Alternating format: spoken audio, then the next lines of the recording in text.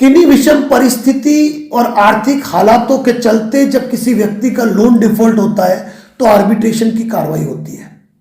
Arbitration पे आप भले ऑब्जेक्शन दे रहे हो, इन्होंने आपके इंटरिम अवार्ड पास कर दिया सेक्शन 17 का, और सेक्शन 17 का अवार्ड पास करके आज हमारे एक साथी का फोन आया परविंदर जी का, और परविंदर जी कहते हैं कि सब कोई वकील साहब आए थे, और कोई वकील साहब आए थे तो उन्होंने ये कहा कि हम आपके घर का सामान उठा लेंगे और हम आएंगे, गाड़ी लेके आएंगे। मैंने एक रिकॉर्डिंग परविंदर जी को भेजी और मैंने कहा कि जो आया है उसको ये व्हाट्सएप कर देना मेरी रिकॉर्डिंग, और मैंने मेरी रिकॉर्डिंग में कहा कि जो नासमझ व्यक्ति खुद को वकील का लिबास बता के आया है वह ये जान ले कि एडवोकेट नरेंद्र जोशी ने कहा है कि तुम चाहे आर्बिट्रेशन का सेक्शन 17 का इंटरिम अवार्ड पास करा लो, तुम हमारे घर का चम्मच नहीं उठा सकते, चम्मच। वो कह रहे थे सर पुलिस लेके आएंगे, मैंने कहा पुलिस की नौकरी जाएगी भाई, सिंपल सी बात है। तुम तो कहना कि आओ मेरे घर का सामान उठाओ, मैं सवाल पूछूंगा कि कोर्ट का ऑर्डर लेके आए और मैं वीडियो रिकॉर्डिंग करूंगा। अरे भाई आर्बिट्रेशन का सेक्शन 17 का ऑर्डर है तो इसका मतलब क्या जज साहब का ऑर्डर हो गया? आर्बिट्रेटर के अवार्ड को एग्जीक्यूशन कराना पड़ता है, वो भी आपके जिला न्यायालय में, और आपके जिला न्यायालय में जब तक उसका एग्जीक्यूशन नहीं होगा, सेक्शन 9 का प्रार्थना पत्र पेश नहीं होगा, उस पर ऑर्डर नहीं होगा, तब तक घर का कोई चम्मच नहीं उठा सकता है। और कई लोग पूछते सर सेक्शन 9 का ऑर्डर कब होता है? अरे सेक्शन 9 का ऑर्डर तब होगा जब ये कोर्ट में फाइल करेंगे, और फाइल करने के बाद कोर्ट का समन आपको आएगा, और समन पे आप कोर्ट में जाएंगे, अपनी आपत्ति प्रस्तुत करेंगे, और अगर आपने आर्बिट्रेशन पे ऑब्जेक्शन दिया है तो इनका सेक्शन 17 गया, सेक्शन 17 का पूरा अवार्ड गया। यानी कि बिना कोर्ट ऑर्डर के न तो पुलिस आपके घर आ सकती है न कोई वकील साहब आ सकते हैं, और वकील साहब की तो भूमिका ही नहीं है। वकील के लिबास में रिकवरी के गीदड़ आते हैं जो खुद को वकील बताते हैं और जिनको वकील की स्पेलिंग भी आती है। वकील को हिंदी में क्या कहते हैं, उर्दू में क्या कहते हैं, इंग्लिश में क्या कहते हैं, बार एट लॉ क्या है, एनरोलमेंट नंबर क्या होता है, एडवोकेट एक्ट क्या है, उसकी एबीसीडी मालूम नहीं है। और ऐसे कई फर्जियों का पोस्टमार्टम मैं और आशुजी अग्रवाल कर चुके हैं, जिनकी रिकॉर्डिंग हमारे व्हाट्सएप चैनल पे मौजूद है। तो ये ध्यान रखिए कि कोई आपका आर्बिट्रेशन अवार्ड करा के, अकाउंट होल्ड करा के ये कहता है हम सैलरी उठा लेंगे, हम उसका पैसा निकाल देंगे। अरे मेरे प्रभु, मेरे ईश्वर, मेरे देवता, मेरे अवतार, आप पहले कोर्ट तो जाओ, ऑर्डर तो लाओ, कुछ नहीं होना है। फर्जी आर्बिट्रेशन अवार्ड से तुम किसी के घर का चम्मच नहीं उठा सकते हो, लेकिन ये कॉन्फिडेंस आपको होना चाहिए। आपकी गाड़ी है, 2 व्हीलर है, 4 व्हीलर है, भले उन्होंने अवार्ड कर दिया, आपकी गाड़ी भी नहीं उठा सकते बिना सेक्शन 9 के ऑर्डर के। और यही कारण है 1/1/2026 से एडवोकेट नरेंद्र जोशी का एक नया अवतार मिलेगा आपको। हर ड्राफ्ट के अंदर एक और नई धार मिलेगी। होम लोन, व्हीकल लोन, सभी के अंदर आपको प्रायर नोटिस मिलेंगे। हर चीज नए तरीके से आएगी, नए ऑब्जर्वेशन के साथ। और यही कारण है कि 1 तारीख से हमसे जुड़ना भी थोड़ा मुश्किल हो जाएगा, 1 जनवरी 2026 से। इसीलिए जो साथी जुड़ना चाहे ना वो पहले ही जुड़ जाए, बाद में शिकायत ना करे सर कि अब संभव नहीं है, क्योंकि अब मेरे लिए भी संभव नहीं है बहुत सारे साथियों को मैनेज करना। इसलिए मैं भी चाहूंगा कम साथी जुड़े, जिनकी हम अच्छे से सर्विसेज, अच्छे से उनको सेवाएं दे सके। तो ये साथियों ध्यान रखिएगा कि आर्बिट्रेशन का अवार्ड पास करने से किसी को कोई अधिकार नहीं मिलता है, इतना ध्यान रख लीजिए। बाकी तो एक बात कहूंगा मैं, दिल्ली के अंदर सेक्शन 17 का अवार्ड लेकर पहुंच गए थे, वो रिकॉर्डिंग सुन लेना। बीच में कोटेक के नाम पे एक रिकवरी गर्ल चली गई थी कि हम आर्बिट्रेशन अवार्ड कर रहे, वहां सुन लेना। एक कियारा किनारा क्या था, एक बार उसके कलेक्शन मैनेजर ने बात की थी, ऑन फोन पूरी लू उतार दी थी उनकी मैंने, वो रिकॉर्डिंग भी पोस्ट है, आप सुन लीजिएगा। एक वकील आया था जुगल नाम से, जिसका खुद का नाम जुगल बताया था, और बाद में उसके भाई से फोन करवा रहा है, सर प्लीज मेरा वीडियो हटा दीजिए। अरे भाई, हम तुम्हारी रिक्वेस्ट मान भी लेते हैं, तुम वकील बता के क्यों गए? बीच में आपने और सुना होगा, एक वकील साहब खुद का परिचय बता रहे थे कि मैं एडवोकेट हूं और सेक्शन 17 में मुझे पावर है। उनका पावर लो कर दिया था। और ये सारी चीजें आपको देखने मिलेगी हमारे चैनल पे, लेकिन मेहनत करनी पड़ेगी, देखना पड़ेगा। मैं एक बात बताऊं, आज आशु जी अग्रवाल हर चीज जानते हैं, हर नॉलेज है। डॉक्टर साहब जो हमसे जुड़े हुए हैं, नवनीत जी पाठक साहब जो जुड़े हुए हैं, रूप किशोर जी जुड़े हुए हैं, नयन जी जो जुड़े हुए हैं, हर चीज जानते हैं, लेकिन इसके बावजूद लाइव में जुड़ते हैं क्योंकि उनको मालूम है कि 2-3 घंटे के लाइव में 2 बातें नहीं आ जाएगी और सिखा देगी। और कहते हैं कि सीखने के लिए पूरा जीवन कम है, और मैं भी परिपूर्ण नहीं हूं। कोई इंसान परिपूर्ण नहीं होता है, बस परिपूर्ण बनना पड़ता है, नॉलेज अपडेट करना पड़ता है। तो साथियों, ये चीज ध्यान रख लीजिए कि आर्बिट्रेशन के पर यदि आपने लगातार आपत्तियां दे रखी है तो दुनिया का कोई तुर्रम खान आपके घर का चम्मच नहीं उठा सकता है। फर्जी अवार्ड करके घूमते रहे, बस रिकवरी एजेंट कहेगा हम तुम्हारा सामान उठा के लेके जा रहे हैं और कुछ भी नहीं। लेकिन कहना बेटा बहुत हो गया, अवार्ड कर लिया तो साथ में लेके घूम क्यों रहा है? कोर्ट जाना, वहां बात करेंगे। खारिज 15 जनवरी को मैं आपको 2 अवार्ड खारिज होने की के ऑर्डर भेजूंगा, मतलब पोस्ट करूंगा, देखना, ठीक है ना, जिसमें व्यक्ति ने आर्बिट्रेशन पे आपत्ति भी नहीं दी, एक बार भी आपत्ति नहीं दी और अवार्ड हो गया। वैसे उसकी डेट आज थी, आज वो खारिज होना था, पर जज साहब ने आदेश आगे के लिए रख लिया। तो तनाव लेने की जरूरत नहीं है, फर्जी आर्बिट्रेशन प्रक्रिया से घबराने की जरूरत नहीं है, ठीक है ना। और थोड़ा सा अपने आप को मजबूत बनाओ। कोई कहे मैं घर का सामान उठा के जाऊंगा, उनको कहना पड़ा घर ही ले जा मेरा, तनाव नहीं लेते, मस्त रहो, ठीक है।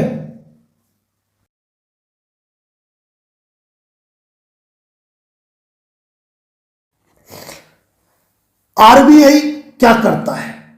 रिजर्व बैंक ऑफ इंडिया यानी कि भारत का बैंकिंग क्षेत्र का, एनबीएफसी का सर्वोच्च नियामक संस्थान क्या करता है? कई लोग जो मुझसे मिलते हैं, बात करते हैं, वो कहते हैं सर मैं लोन नहीं भर पा रहा था तो मैंने आरबीआई को लेटर लिख दिया। मैंने कहा इससे क्या होगा? अरे सर आरबीआई लोन माफ करेगी। मैंने कहा हे प्रभु, हे ईश्वर, हे देवता, ये जानकारी आपको किसने दी? एक बात हमेशा ध्यान रखना, आरबीआई क्या करता है इसकी जानकारी सुन लीजिए। धन्यवाद रंजीत जी पटियार साहब आपके सुपर चैट के लिए, thank you so much. Arora साहब थैंक यू सो मच आपके सुपर चैट के लिए। हमेशा ध्यान रखिए आरबीआई क्या करता है। आरबीआई एक नियामक संस्थान है, उसकी जिम्मेदारी है कि वह बैंकिंग और एनबीएफसी पर अपना अंकुश रखे कि वह लिमिटेशंस पार नहीं करे, अपनी हद में रहे और हद से बाहर नहीं जाए। इसीलिए आरबीआई लोकपाल का गठन हुआ और आरबीआई लोकपाल के गठन में यह बात रखी गई कि किसी भी व्यक्ति को यदि एनबीएफसी से कोई शिकायत है, किसी भी व्यक्ति को यदि बैंक से कोई शिकायत है, किसी भी व्यक्ति को यदि उनके रिकवरी एजेंटों से कोई शिकायत है, या इन एनबीएफसी या बैंकों ने कोई भी इलीगल एक्ट किया है, कोई गैर कानूनी काम किया है, तो ऐसी स्थिति में आपको पहली कंप्लेंट उसी को डालनी है। यानी कि उस एनबीएफसी को ही मेल करना है, उस बैंक को ही मेल करना है, या लिखित शिकायत देनी है। यह बात भी गजब है कि जो जुल्म करेगा, जो तानाशाही करेगा, जो हमारे अधिकारों का अतिक्रमण करेगा, हमें उसी के पास शिकायत दर्ज करानी है। पर क्या करें साहब, नियम है, कायदा है, कानून है, मानना है।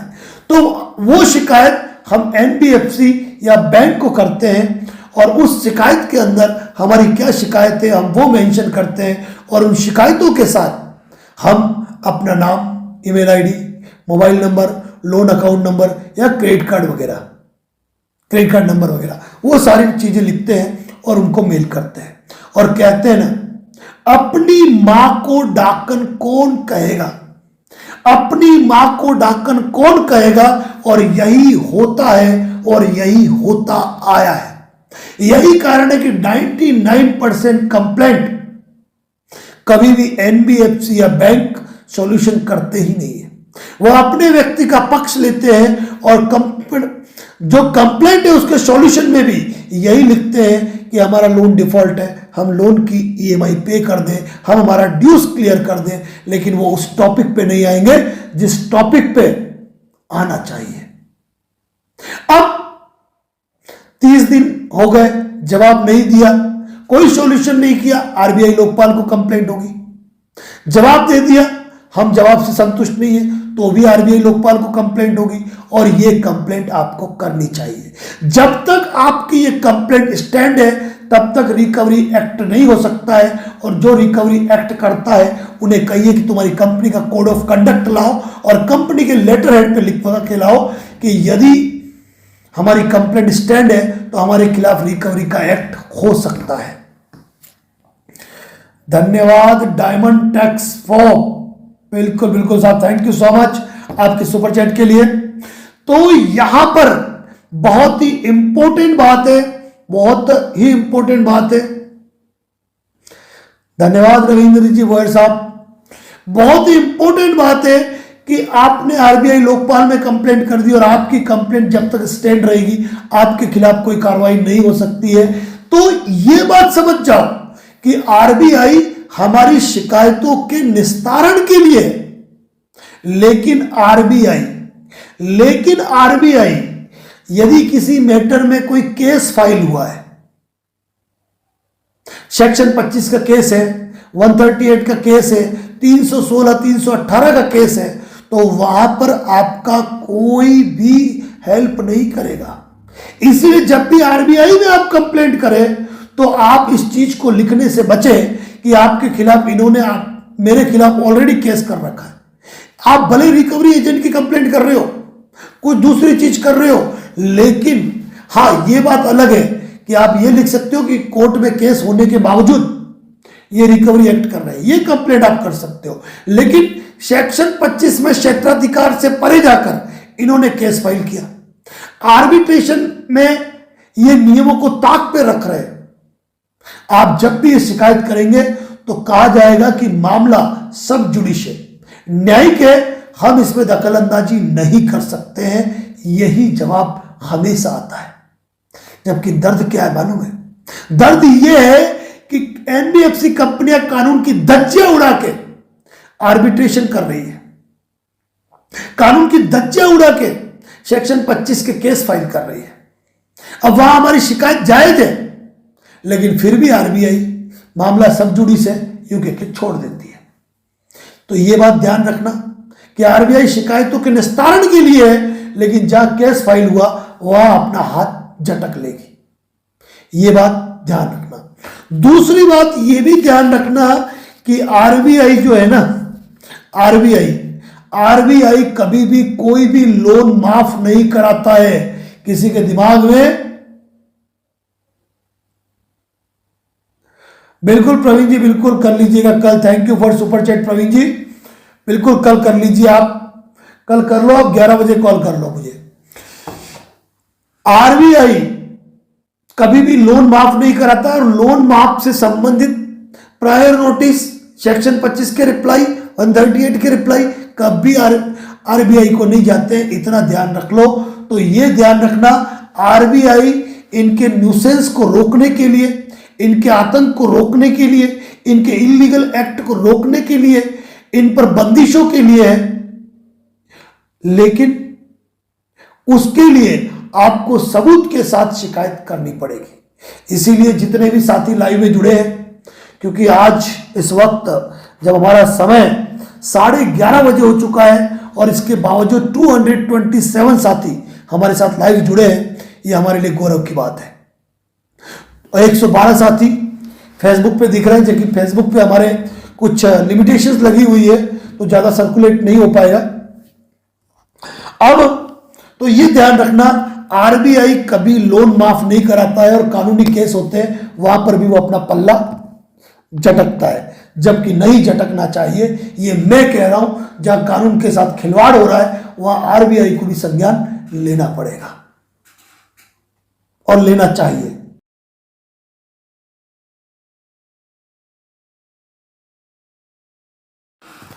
कई बार ऐसी स्थितियां होती है कि व्यक्ति लोन के रसातल में, लोन के दलदल में धंस जाता है, चाहकर भी इस दलदल से बाहर नहीं निकल पाता है, और वह सोचता है कि सारे तनावों के बीच रहकर मैं यहां 2 पैसा नहीं कमा पाऊंगा, मैं एक काम करता हूं, मैं विदेश चला जाता हूं, 2 पैसा वहां पे कमाऊंगा और किसी तरह इस लोन की दलदल से मैं बाहर निकलूंगा। और जब वह विदेश जाने की सोचता है तो कहते हैं कि नीम हकीम या फिर हर गली हर मोहल्ले में डॉक्टर और वकील जरूर मौजूद है, बस आपको अपनी समस्या बतानी है और वो समाधान बता देंगे। तो वहां पर जब वो पूछता है किसी से कि मेरे ऊपर लोन चल रहे हैं, मैं विदेश चला जाता हूं, तो कहा जाता है भाई तू विदेश जाएगा ना, तेरे यहां मुकदमे हो जाएंगे, तेरा पासपोर्ट जब्त हो जाएगा, तो जब तू आएगा ना तो तुझे एयरपोर्ट पे ही अरेस्ट कर लिया जाएगा। ऐसा प्रतीत होता है कि इस दुनिया का सबसे बड़ा विलेन जो है वो एक लोन डिफॉल्टर है। तो मैं यह कहना चाहूंगा कि कई साथी जो हमसे जुड़े हुए हैं वो आज की तारीख में विदेश में हैं, और शायद कुछ साथी हो सकता है इस वक्त लाइव में भी मौजूद हो। हम उन्हें सीधी कॉल सर्विसेज तो नहीं दे सकते हैं, पर एक कभी कभी व्हाट्सएप कॉलिंग या व्हाट्सएप कन्वर्सेशन हम उनको जरूर देते हैं। तो हम उन्हें यही कहते हैं कि तनाव लेने की आवश्यकता नहीं है, आप वहां रहे, आराम से कमाएं, अपना ध्यान रखें। और लोन का तो क्या है, लोन का तो सेटलमेंट होना ही है।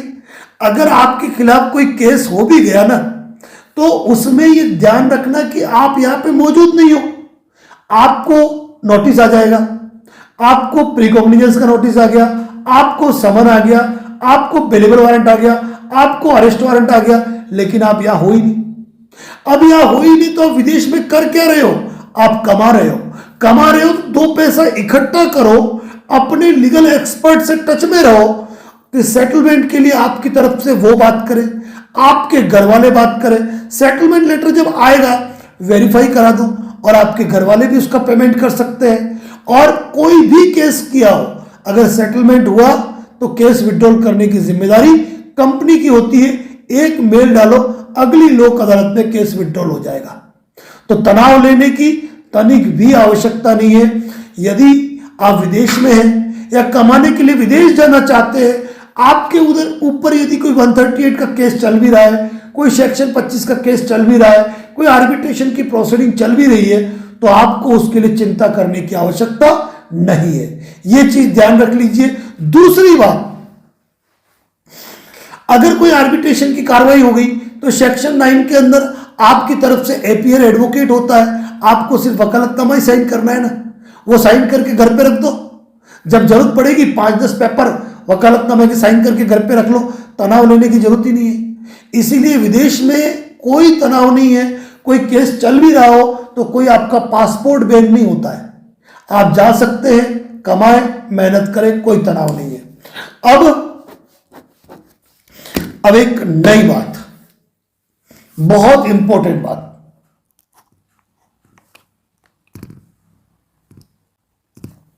अक्सर जब किसी व्यक्ति का लोन डिफॉल्ट होता है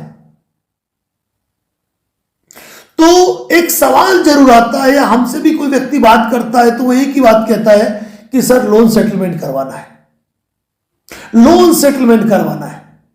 लोन सेटलमेंट किन लोगों का होता है यह सुनना भी बहुत जरूरी है, क्योंकि कई लोगों के दिमाग में यह बात होती है कि मेरा लोन बराबर में भर रहा हूं, येन केन प्रकारेण भर रहा हूं, बीवी के जेवर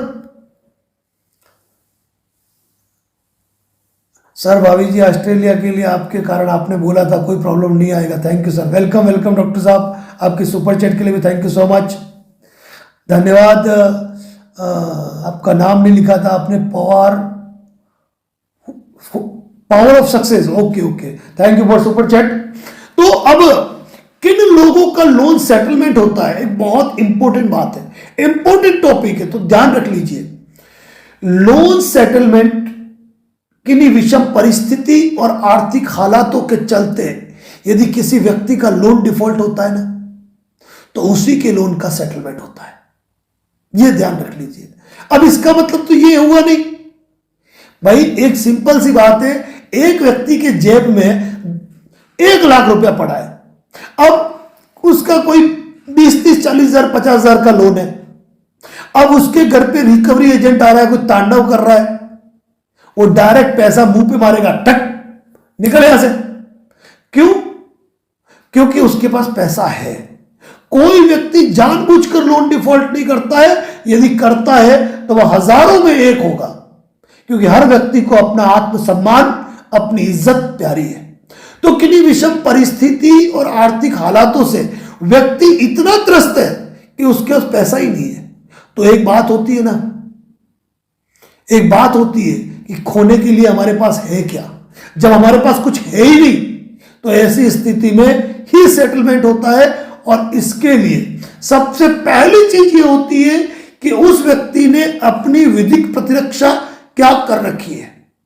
यानी कि अगर लोन अभी अभी डिफॉल्ट हुए हैं या होने वाला है या 2-4 महीने हो चुके हैं, तो वह व्यक्ति प्रायर नोटिस भेज दे। रिकवरी एजेंट का फार्मूला जो पूरा बना हुआ है, रिकवरी एजेंट नोटिस व्हाट्सएप, इसके बाद इंटीमेशन लेटर, उसकी तैयारी रखें। प्रत्येक रिकवरी एजेंट कॉल हो या घर पे होम विजिट हो, वीडियो रिकॉर्डिंग मोड पे बात करें। जरा भी किसी कंपनी की कंप्लेंट आई नहीं कि कंप्लेंट करना सीख जाए, रिकवरी एजेंट के खिलाफ कंप्लेंट करें, इलीगल फंडिंग की कंप्लेंट करें। आरबीआई लोकपाल में निश्चित समय बाद 30 दिन बाद कंप्लेंट वापस फाइल करें। इसके बाद सेक्शन 25, 138, बीएनएस 316, 318 जो भी नोटिस आए उनके बराबर जवाब दे, बराबर जवाब दे। आर्बिट्रेशन के मैटर में जितनी बार नोटिस आए हर बार जवाब दे। अब ये सारी प्रक्रिया यदि कोई इंसान कर लेता है, धन्यवाद पवन जी परियार साहब आपकी सुपर चैट के लिए, थैंक यू सो मच। ये सारी प्रक्रिया यदि कोई इंसान कर लेता है तो यकीन मान के चलना उसने अपना एक तिलिस्म तैयार कर लिया, अपना एक चक्रव्यूह तैयार कर लिया, अपनी एक ओजोन परत तैयार कर ली। अब इस ओजोन परत में, उस चक्रव्यूह में या उस सुरक्षा कवच में वो व्यक्ति बैठा हुआ है, यानी कंपनी उसके खिलाफ कोई भी कार्रवाई कर ले, उसने पहले से ही प्रायर नोटिस भेजकर अपना बचाव कर लिया, आर्बिट्रेशन के जवाब भेज दिए। एक पक्षीय आर्बिट्रेशन पे कुछ भी नहीं होता है। फर्जी तरीके से अकाउंट होल्ड करते हैं तो जिनका लोन डिफॉल्ट होता है उनके खाते में पैसा होता ही कहाँ है। सिंपल सी बात कह रहा हूं, सिंपल सी बात। अब ऐसी स्थिति में जब आपने ये संपूर्ण कानूनी प्रक्रियाएं निपटा ली, एक अच्छे लीगल एक्सपर्ट का आपके पास साथ है, तो यकीन मान के चलिए कि कंपनी को आखिर सेटलमेंट करना है। 3 महीने, 6 महीने, लास्ट 9 महीने, 12 महीने तो होने ही नहीं है। हमारा कहना है कि लोन डिफॉल्ट का जो दर्द है ना, वो सिर्फ 9 महीने, सिर्फ 9 महीने, सिर्फ 9 महीने। और तनाव और डर तो आपके अंदर होना ही नहीं चाहिए। आज एक उदाहरण दूंगा। आज एक सोनू जी बुनकर करके हमारे साथी है, उन्होंने मुझे कोई व्हाट्सएप किया, तो उनके डीपी पे मुझे लगा कि मेरा फोटो है, तो मैंने जाके देखा, उनके डीपी पे गया, तो उन्होंने क्या किया था मालूम है? मेरे यूट्यूब चैनल का जो लिंक है, जो उसका स्क्रीनशॉट लेके उन्होंने अपनी डीपी पे लगाया था। मैंने कहा वेरी गुड भाई, ये तो बड़ा खतरनाक बचाव कर लिया आपने। यानी कि सामने वाले को आपने एक चैनल का स्क्रीनशॉट लेके अपनी प्रोफाइल पे लगा दिया। अब प्रोफाइल पे लगा दिया तो जो भी व्यक्ति इनको, क्योंकि कोई भी रिकवरी एजेंट हो, लीगल के नाम पे फोन करने वाला हो, पुलिस के नाम पे फोन करने वाला हो, फर्जी नोटिस भेजने वाला हो, वो कभी भी पहले तो डीपी देखता है। अब डीपी पे वो देखेगा एडवोकेट नरेंद्र जोशी, अरे यार ये तो इंसान, इसका फॉलोअर है, वो खुद चैनल पे जाएगा, अरे बाप रे, या तो रिकवरी एजेंट के वीडियो वायरल होते हैं। इसके बाद मैंने एक और देखा, आज ही हमारे एक साथी हमसे जुड़े, धन्यवाद राही रजा साहब आपके सुपर चैट के लिए, धन्यवाद विनोद जी जाधव साहब, thank you so much for your super chat, thank you Vinod ji. तो वहां पे क्या है कि उन्होंने कॉन्टेक्ट हैक वाला जो हमारा स्टिकर है वो स्टिकर लगा रखा था। तो साथियों एक बात है कि जितने दिमाग उतनी सोच, और मैंने उनको कोई आपत्ति नहीं ली, मैंने कहा कोई दिक्कत नहीं, यदि आपको ये उचित लगता है तो बहुत बढ़िया, ये तो ठीक है, आपने डेप्ट सॉल्यूशन एक्सपर्ट का नहीं डाला, वहां तो रिकवरी एजेंट के खुले पोस्टमार्टम है, इससे बढ़िया फेसबुक का डालो, और खतरनाक है। अभी कल परसों हमने एक रिकवरी एजेंट का वीडियो डाला था, शायद 5.5-6 लाख कुछ व्यू हो गए। मतलब सोचो कितना वायरल हो रहा है। जिंदगी में कभी दूसरे के घर पे वो रिकवरी करने नहीं जा पाएगा, ये स्थितियां हो जाती है इनकी। हमारे एक पुलिस अधिकारी हमसे जुड़े हुए हैं जिनका नाम है जहांगीर आलम साहब। जहांगीर आलम साहब एक बार एक होटल पे चाय पीने चले गए, उन्होंने 2 रिकवरी एजेंटों को देखा और उनका, तुम रिकवरी एजेंट हो? हाँ साहब क्या हुआ? तुम्हारा वीडियो वायरल देखा था मैंने advocate Narendra Joshi YouTube channel पे। क्या रिकवरी कर रहे हो? अभी कौन सा एरिया है? तो सर यही एरिया, इसी एरिया में। अगर मेरे एरिया में एक शिकायत आई ना, सीधा अंदर डाल दूंगा, ध्यान रखना, ये फर्जी एक्ट करना मत यहां।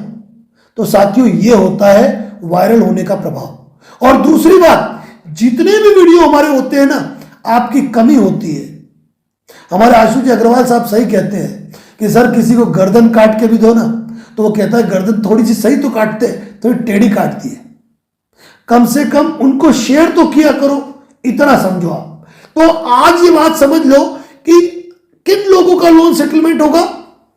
वह तमाम साथी जो वास्तव में पेमेंट से परेशान है, जो वास्तव में जेन्युइन लोन डिफॉल्टर है, और जो हर प्रक्रिया में अपना बचाव करते हैं।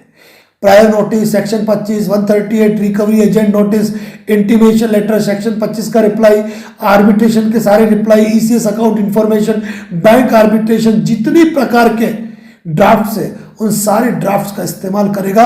और कंपनी 3 महीने, 6 महीने, 9 महीने इससे ऊपर नहीं झेल सकती है।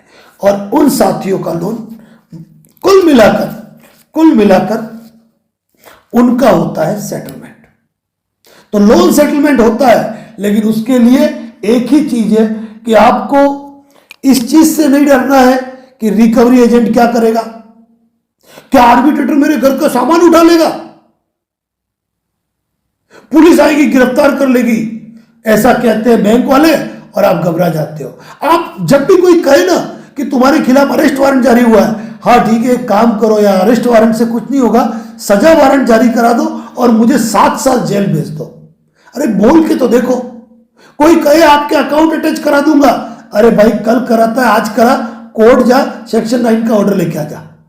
कोई कहे घर का सामान उठा लूंगा, अरे भाई तो देर क्यों कर रहा है, जल्दी कोर्ट जा। कोई कह रहा है तुम्हारे खिलाफ आर्बिट्रेशन में ये हो जाएगा, अरे भाई जानता हूं सारे फर्जी आर्बिट्रेटर तुम्हारे ही है, एक पक्षी ऑर्डर करते हो तुम, कर लो ना। आज तक तुमने किसी का ऑब्जेक्शन देने वाले व्यक्ति के घर का चम्मच भी उठाया है तो बता दो मुझे, जिसने कानूनी तरीके से आपत्ति दी हो। और सबसे ज्यादा आर्बिट्रेशन के नाम का आतंक कौन फैलाता है मालूम है? वही जिसके नाम पे हिंदुस्तान का सबसे बड़ा जजमेंट है। तो डरने की जरूरत नहीं है, घबराने की जरूरत नहीं है, बस अपने अधिकारों को जानो। और यदि आपका मल्टीपल लोन डिफॉल्ट है तो प्रायर नोटिस दो, हर नोटिस का जवाब दो, इतना ध्यान रख लो आप। यह है महत्वपूर्ण।